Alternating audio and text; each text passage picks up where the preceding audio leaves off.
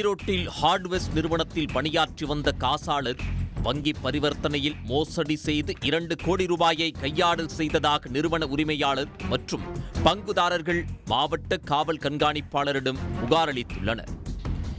ஏலச்சீட்டு நடத்தி பொதுமக்களிடம் பணம் வசூலித்து சுமார் 1 கோடி ரூபாய் மோசடி செய்த வழக்கில் தலைமறைவாக இருந்த இளம்பெண்ணை ஈரோடு குற்றப்பிரிவு போலீசார் கைது செய்தனர். உத்தரப்பிரதேசத்தைச் சேர்ந்த முகிம்கான் தனது சகோதரருடன் இணைந்து ஈரோடு சக்தி சாலை மற்றும் பூங்கா சாலையில் ஹார்ட்வேர்ஸ் நிறுவனம் மற்றும் கண்ணாடி பொருட்கள் விற்பனை நிலையங்களை நடத்தி வருகிறார். இவர்களது நிறுவனத்தில் உத்தரப்பிரதேசத்தைச் சேர்ந்த ஆதில்கான் 12 ஆண்டுகளாக காசாளராக பணியாற்றி வந்துள்ளார். நிறுவன மற்றும் உரிமையாளர்களின் வங்கிக் கணக்குகள், ஏடிஎம் கார்டு உள்ளிட்ட அனைத்து பரிவர்த்தனைகளையும் ஆதில்கான் மட்டுமே கையாண்டுள்ளார். இதற்கிடையே நிறுவனத்தின் கணக்கு இருந்த வங்கிகளில் தனது பெயரில் தனியாக வங்கிக் கணக்குகளை தொடங்கிய ஆதில்கான் சுமார் 1,28 லட்சம் ரூபாயை மோசடியாக தனது வங்கிக் கணக்கில் வரவு வைத்துள்ளார். வங்கியில் காசோலை ஒன்று பணமின்றி திரும்பியதால் அது குறித்து விசாரித்த போது வங்கிக் கணக்கில் மோசடி நடந்திருப்பது முகிம்கானுக்கு தெரிய வந்துள்ளது.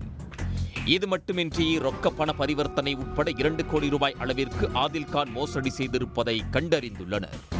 இதனை அடுத்து ஆதில்கான் பணியிலிருந்து விலகிவிட்டதாக கூறப்படுகிறது.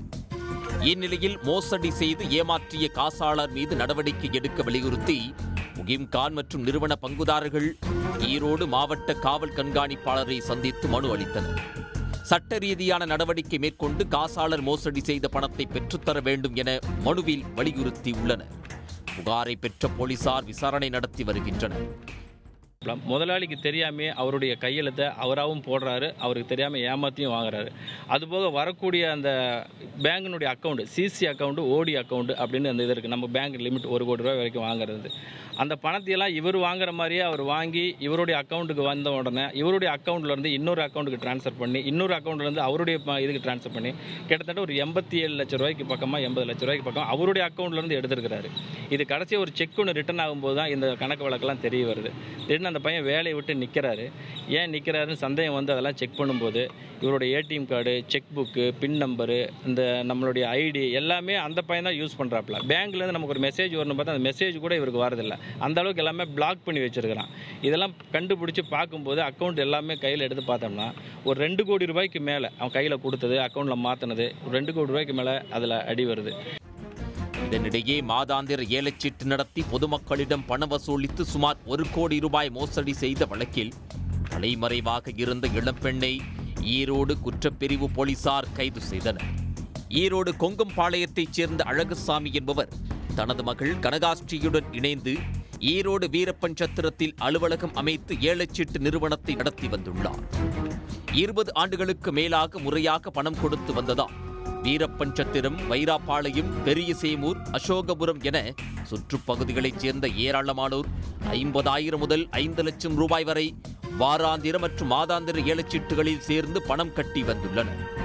கடந்த 2 ஆண்டுகளாக ஏலச்சீட்டு முதிர்வடைந்த வாடிக்கையாளர்களுக்கு தொகையை வழங்காமல் இருந்துள்ளார்.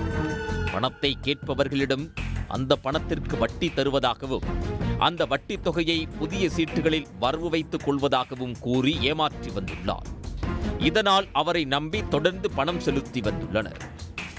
சில வாரங்களுக்கு முன் தனது வீட்டை விற்பனை செய்து பணத்தை அனைவருக்கும் வழங்கிவிடுவதாக உறுதியளித்துள்ளார். ஆனால் வீட்டை விற்பனை செய்த அழகுசாமி பணத்தை வழங்காமல் குடும்பத்துடன் தலைமறைவானதாக கூறப்படுகிறது. அவரது செல்போன் எண்ணும் சுவிட்ச் ஆஃப் செய்யப்பட்டதால் தாங்கள் உணர்ந்த வாடிக்கையாளர்கள் ஈரோடு மாவட்ட காவல் கண்காணிப்பாளரை சந்தித்து கடந்த மாதம் புகார் மனு அளித்தனர். இது தொடர்பாக பாதிக்கப்பட்டவர்களில் பாலு என்பவர் அளித்த புகாரின் பேரில் வழக்கு பதிவு செய்த ஈரோடு மாவட்ட குற்றப்பிரிவு போலீசார் தலைமறைவான தந்தை, மகளை தேடி வந்தனர். இந்நிலையில் இந்த வழக்கில் கனகாஸ்ரீயை போலீசார் கைது செய்தனர். விசாரணையில் 40க்கும் மேற்பட்டோரிடம் சுமார் 1 கோடி ரூபாய் அளவிற்கு பணம் வசூலித்து மோசடி செய்திருப்பது தெரிய வந்தது. இந்த வழக்கில் தலைமறைவாக உள்ள அழகசாமியை போலீசார் தேடி வருகின்றனர். உடனுக்குடன் செய்திகளை தெரிந்து கொள்ள சன் நியூஸ் பெல் ஐகானை கிளிக் பண்ணுங்க.